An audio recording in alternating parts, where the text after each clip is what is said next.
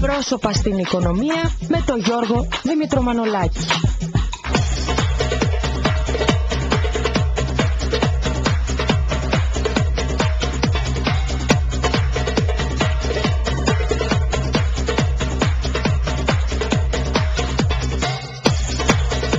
Επιστρέφουμε λοιπόν, κυρίες και κύριοι, στην κουβέντα μας με τον κύριο Σταϊκούρα, τον βουλευτή της Νέας Δημοκρατίας.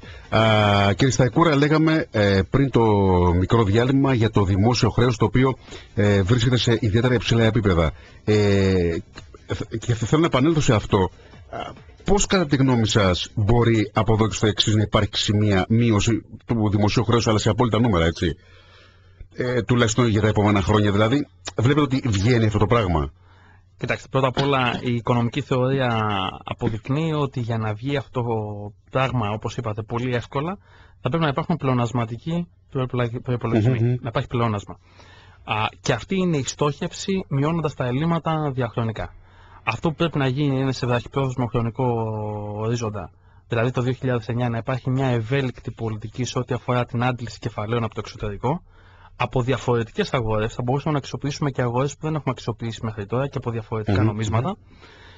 Και σε μακροπρόθεσμο επίπεδο, όπως επανέλαβα, όπως είπα και προηγουμένως και το επαναλαμβάνω και τώρα, να δώσουμε έμφαση στις διαρθρωτικές αλλαγές.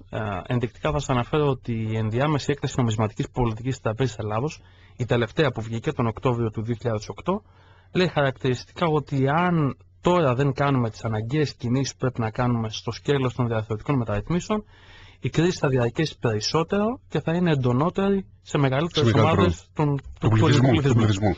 Άρα θεωρώ ότι αυτές είναι οι δύο πρωτοβουλίες που πρέπει να κάνουμε για να μειώσουμε το χρέος και γενικά τις ανισορροπίες που υπάρχουν στην ελληνική οικονομία. Προϋπολογισμός δύσκολος για τον Έλληνα πολίτη και δύσκολος και ειδικά για τον ελεύθερο επαγγελματία. Είναι και δύσκολος και στην κατάρτισή του και για την ελληνική κυβέρνηση. Ναι, το ξέρω. Γιατί υπό τις τρέχουσες συνθήκες, υπό τις συνθήκες που διαμορφώθηκε, δεν είναι πολύ εύκολο να κάνεις προβλέψεις και εκτιμήσεις. Αυτό όμως που γίνεται είναι ότι ο προϋπολογισμός αυτός, αλλά και ο κάθε προϋπολογισμός, ενσαρκώνει την οικονομική φιλοσοφία και το πολιτικό πλαίσιο στο οποίο κινείται κάθε κυβέρνηση. Και νομίζω ότι επί αυτού μπορούμε να πούμε κάποια πράγματα, αν θέλετε. Να πούμε, εδώ πέρα υπάρχει ένα ζήτημα, ότι επαναλαμβάνω ότι ο ελεύθερος επαγγελματίας, ο έντιμος ελεύθερος επαγγελματίας, γιατί κανείς δεν διαφωνεί ότι υπάρχει τεράστια φοροδιαφυγή, αλλά γιατί ο έντιμος ελεύθερος επαγγελματίας, όπως δηλώνει όλα τα εισοδήματα, να πληρώσει επιπλέον 1.000 ευρώ για το 2008. Πρώτα απ' όλα, αυτό που αναφέρεται είναι ένα στοιχείο της φορολογικής μεταρρύθμισης που επιδίωξε και επιδιώκει η κυβέρνηση τα τελευταία 5 χρόνια. Σας υπενθυμίζω ότι έχουμε αναλάβει τουλάχιστον 3 φάσεις αυτής της φορολογικής μεταρρύθμισης, βασικοί άξονες των οποίων είναι η μείωση των φορολογικών συντελεστών, η διεύρυνση της φορολογικής βάσης και η πάταξη φοροδιαφυγής. Απόρρια αυτών των τριών είναι να αναλάβει η κυβέρνηση αυτή τον τελευταίο Σεπτέμβριο, το Σεπτέμβριο του 2008, την πρωτοβουλία μεταξύ άλλων να καταργήσει και μια φορολογική κλίμακα η οποία υπήρχε και την οποία είπατε εσείς. Θεωρώ ότι είναι ένα μέτρο το οποίο δεν μπορούσε να γίνει διαφορετικά, διότι αποδεικνύεται από όλες τις μελέτες που έχουν γίνει τα τελευταία χρόνια ότι υπάρχει ένα μεγάλο ποσοστό φοροδιαφυγής σε αυτή την κατηγορία. Και το κόστος της χρήσεως επιπλέον ανθρώπινου δυναμικού, προκειμένου να βρει όχι μέσα από δειγματοληπτικούς ελέγχους, αλλά μέσα από πραγματικά περιστατικά ποιοι είναι αυτοί που φοροδιαφεύγουν, είναι δυσβάσταχτο και πολλαπλάσιο του ωφέλους που θα προέκυπτε. Εκτιμώ ότι είναι μια κίνηση την οποία έκανε η κυβέρνηση και η οποία ήταν η ενδεδειγμένη τότε, γιατί δεν μπορούσε να κάνει διαφορετικά σε αυτό το σκέλος. Αλλά συγκεντρωτικά θα σας πω ότι η κυβέρνηση αυτή, ανεξάρτητα την κατάργηση αυτής της φορολογικής κλίμακας, βασικός στόχος είναι η μείωση των φορολογικών συντελεστών τα τελευταία 5 χρόνια. Το 2004 για τα μεσαία εισοδήματα ο φορολογικός συντελεστής ήταν 33% και το 2009 διαμορφώνεται στο 25%. Δηλαδή έχουμε 8 μονάδες. Και θεωρητικά θα μειωθεί και στα επόμενα χρόνια κατά μία ποσοστία μονάδα, μάλλον θα μειωθεί προς το 20%, αν δεν κάνω λάθος. Αυτή είναι η βούληση της κυβέρνησης και νομίζω ότι είναι μια ορθή πρωτοβουλία. Για να δούμε. Κύριε Σταϊκούρα, θέλω να περάσουμε στα δικά σας. Το ερώτημα το δικό μου είναι το εξής. Γιατί ένας νέος άνθρωπος, αν δεν κάνω λάθος, δεν πρέπει να είστε 35-36. 35. Ωραία. Γιατί ένας νέος άνθρωπος εγκαταλείπει την επαγγελματική του δουλειά, την καριέρα του, στον επαγγελματικό στίβο και μπαίνει στην πολιτική? Γιατί εδώ να θυμίσω ότι, ή να επενθυμίσω μάλλον στους ακροάτρες και στους ακροατές μας, ότι εργαστήκατε στον ιδιωτικό τομέα για τουλάχιστον μια τετραετία, πενταετία, έτσι δεν είναι? 3-4 χρόνια. Ωραία. Και ήμουν και στο Οικονομικό Πανεπιστήμιο Αθηνών για άλλα τόσα. Τότε λοιπόν γιατί. Δεν το εγκατέλειψα, ίσα-ίσα που συνεχίζω να πατάω το ένα πόδι στη γνώση και το άλλο στην πολιτική. Το ενδιαφέρον μου για τα κοινά προέρχεται από το παρελθόν, από τα φοιτητικά μου χρόνια. Συνεπώς δεν είναι ούτε όψιμο ούτε ευκαιριακό.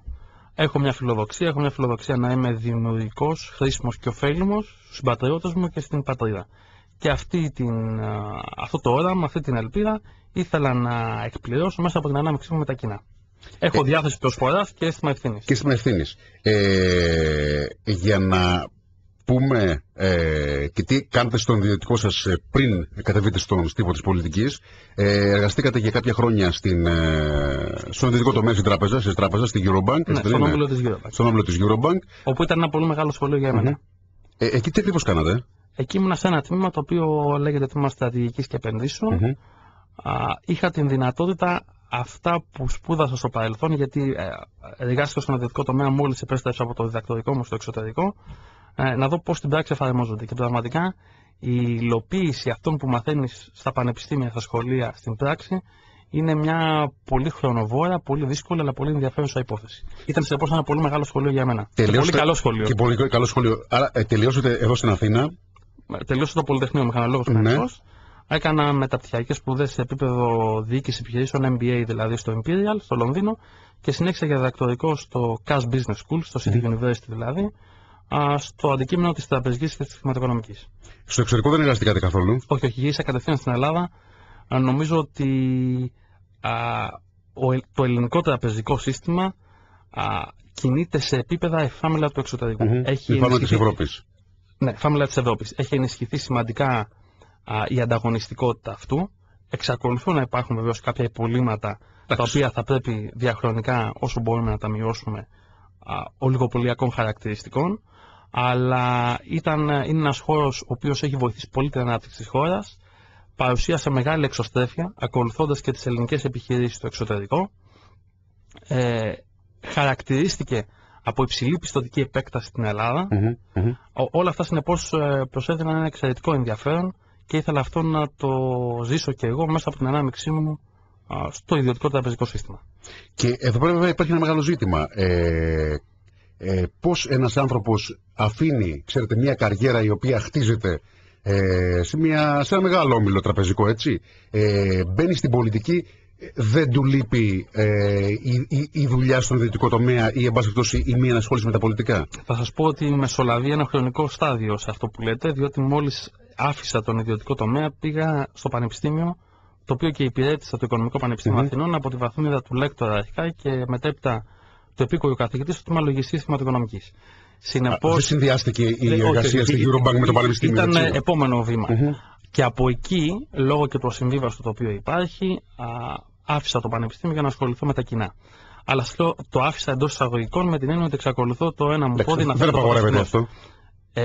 Δεν απαγορεύεται το να κάνεις μελέτες και έρευνα, αλλά δεν μπορείς να διδάξεις. Δεν μπορεί να διδάξεις, σωστό. Εξακολουθείς να έχεις ασυμβίβαστο.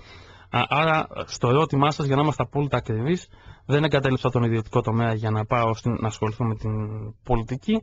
Απλά μεσολάβησα το στάδιο του πανεπιστημίου. Θεωρώ συνεπώς ότι έχω περάσει και έχω κολλήσει κάποια ένσημα στη ζωή μου στο παρελθόν και ήθελα να δοκιμάσω τις δυνάμεις μου και την αποτελεσματικότητα των στόχων που έχω βάλει και στην πολιτική. Θέλω να κάνετε μια σύγκριση μεταξύ της πολιτικής και